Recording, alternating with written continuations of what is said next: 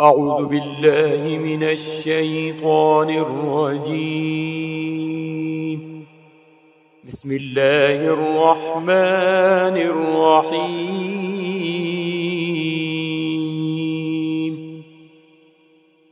يا أيها المزمل قم الليل إلا قليلا نصفه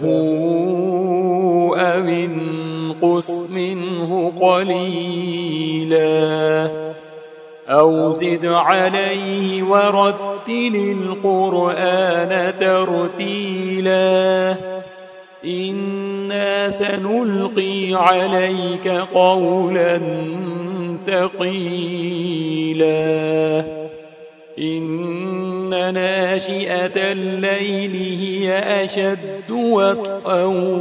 وأقوم قيلا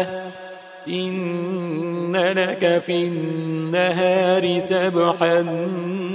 طويلا واذكر اسم ربك وتبتل إليه تبتيلا رب المشرق والمغرب لا إله إلا هو فاتخذه وكيلا واصبر على ما يقولون واهجرهم هجرا جميلا وذرني والمكذبين أولي النعمة ومهلهم قليلا إن لدينا أنكالا وجحيما وطعاما ذا غصة وعذابا أليما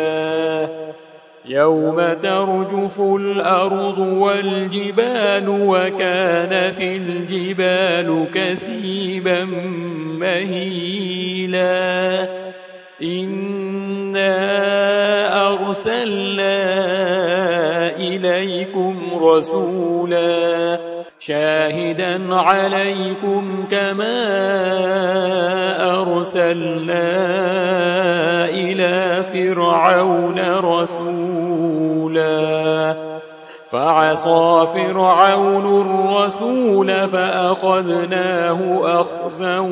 وبيلا فكيف تتقون إن كفرتم يوما يجعل الولدان شيبا السماء منفطر به كان وعده مفعولا إن هذه تذكرة فمن شاء اتخذ إلى ربه سبيلا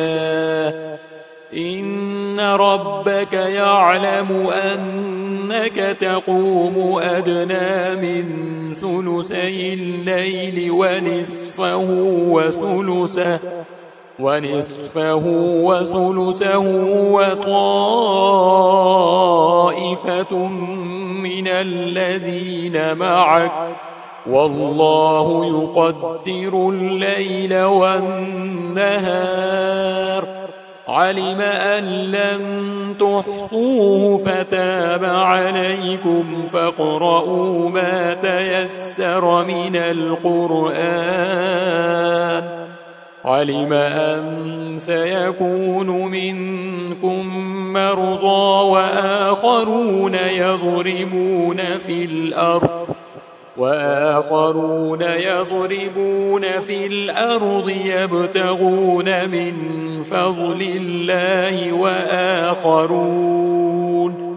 وآخرون يقاتلون في سبيل الله فاقرؤوا ما تيسر منه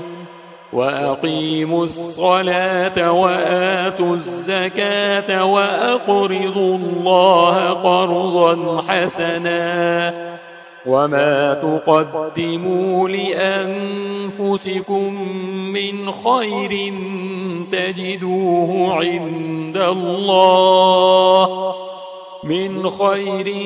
تجدوه عند الله هو خيرا وأعظم أجرا واستغفروا الله إن الله غفور رحيم.